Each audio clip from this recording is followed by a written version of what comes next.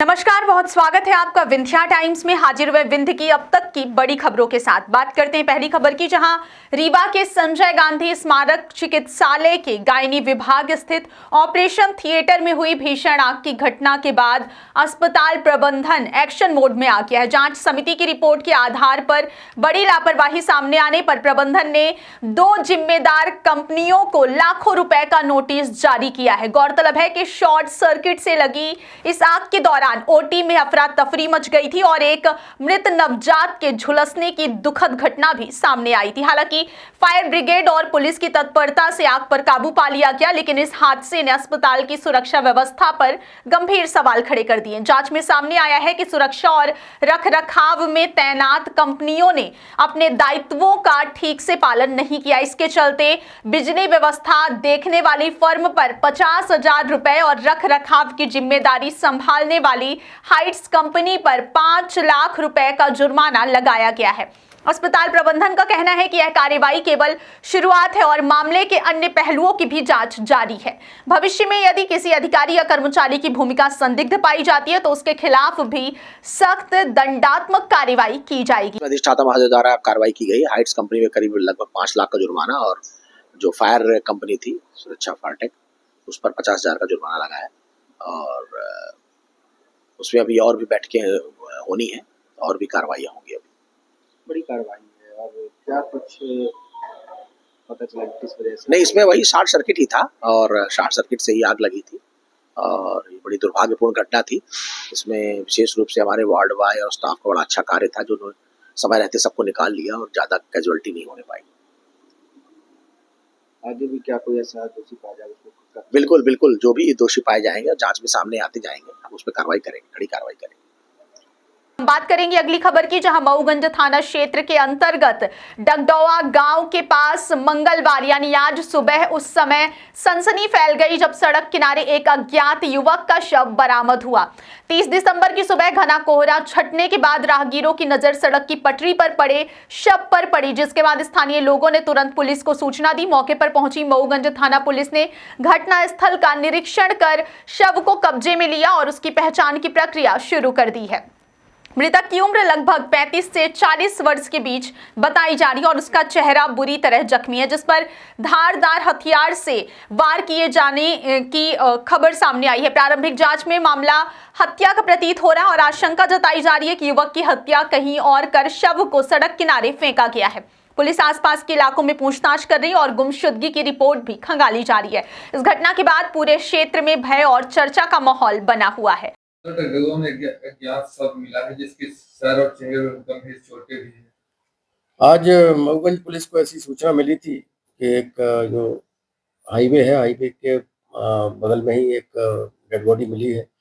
उस पर तत्काल पुलिस द्वारा इसमें जांच प्रारंभ कर दी गई है और इसका मर्ग कायम करके इसमें जो भी वैधानिक कार्रवाई है वो कर रहे हैं हम। इसका भी आइडेंटिफिकेशन नहीं हुआ कि किसकी है ये बॉडी, और उसमें ऐसा प्रथम दृष्टि ऐसा लग रहा है कि कुछ चोटों के निशान है और आइडेंटिफिकेशन जैसे ही होता है तो हम निश्चित रूप से इस घटना की जो सत्यता की पूरी हम जांच कर रहे हैं और जो भी वैधानिक कार्रवाई होगी हम करेंगे। बात करते हैं अगली खबर की, जहां रीवा राष्ट्रीय राजमार्ग NH 30 पर देर रात एक भीषण सड़क हादसे से इलाके में हड़कंप मच गया। मैहर जिले के ग्राम तिलौरा के पास तेज रफ्तार तूफान वाहन हाईवे किनारे खड़े एक कंटेनर से जा टकराया। टक्कर इतनी जबरदस्त थी कि तूफान वाहन के परखच्चे उड़ गए। इस दर्दनाक हादसे में 2 लोगों की मौके पर ही मृत्यु हो गई, जबकि कुल 14 लोग गंभीर घायल हैं, जिनमें से एक की हालत अति गंभीर बताई जा रही है। हादसे के बाद मौके पर अफरा तफरी मच गई। प्रत्यक्षदर्शियों के अनुसार अंधेरे के कारण चालक सड़क किनारे खड़े कंटेनर को समय रहते नहीं देख सका और तेज रफ्तार के चलते यह भयावह दुर्घटना हो गई। दुर्घटना में तूफान वाहन का चालक मौके पर ही दम तोड़ बैठा, जबकि एक अन्य व्यक्ति वाहन के अंदर बुरी तरह फंस गया था, जिसे काफी मशक्कत के बाद बाहर निकाला गया, लेकिन तब तक उसकी भी मौत हो चुकी थी।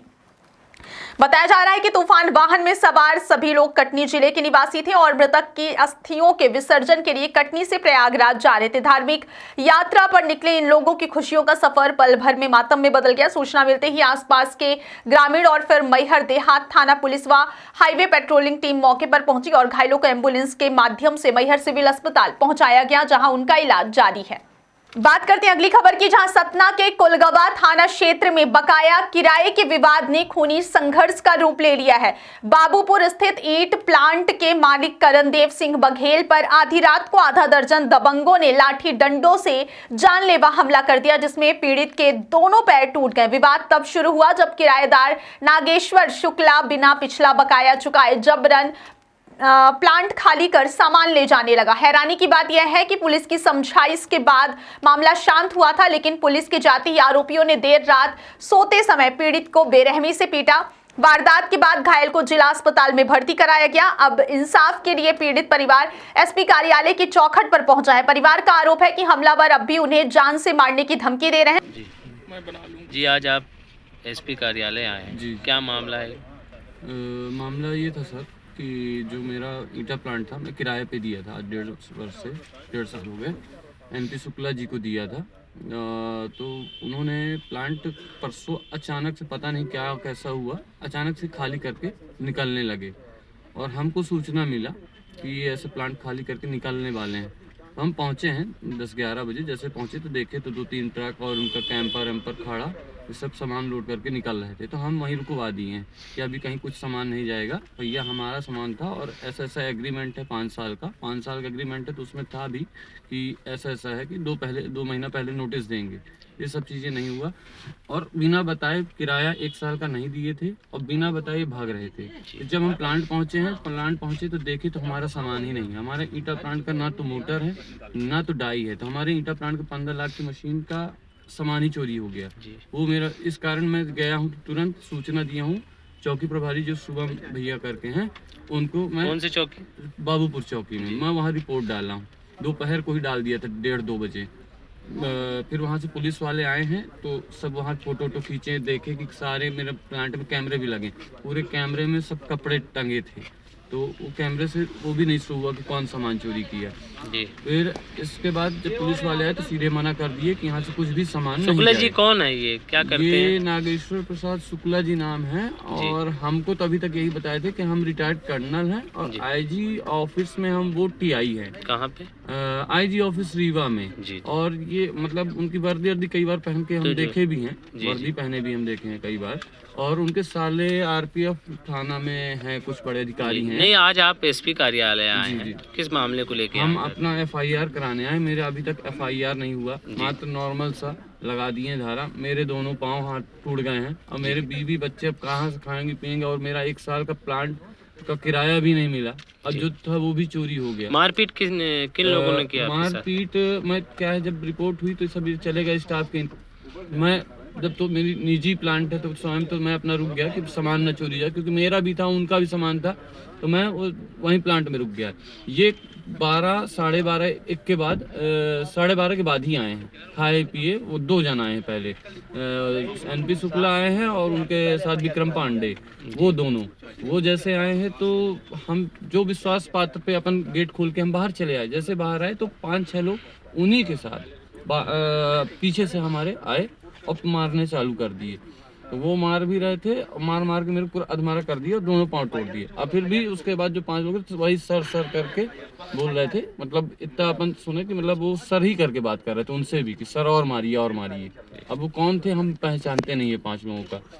और मतलब मेरे को जान से मारने की धमकी भी दिए। फिर उसमें से मतलब जब मारने के बाद मैं पूरा बेहोश हो गया। बेहोश होने के बाद मेरा कुछ चैन अब प्लस वो पापा दिए थे मोटर खरीदने के लिए पैसा दिए थे, वो पैसा मैं जेब में डाला था, तो वो भी मेरा पैसा लेके चले गए। जी। और फिर मेरे अभी को क्या 1-1.5 चाहते हैं घंटा आप? बाद क्या चाहते हैं? मैं सिर्फ यही चाहता हूँ, मेरे जो है मेरा सही जो इसका है मेरा हर जाना भरे, मेरा वो करे। मेरे बीवी बच्चे तो मैं 3-4 क्या नाम है आपका? बेड रेस्ट हो गया। क्या नाम? मेरा करणदेव सिंह। कहाँ के रहने वाले? मैं बाबूपुर वहीं। बात करते हैं अगली खबर की, जहां नए साल के आगमन को लेकर रीवा पुलिस पूरी तरह सतर्क और सक्रिय मोड में है, ताकि शहर में सुरक्षा व्यवस्था मजबूत रहे और किसी भी अप्रिय घटना को रोका जा सके।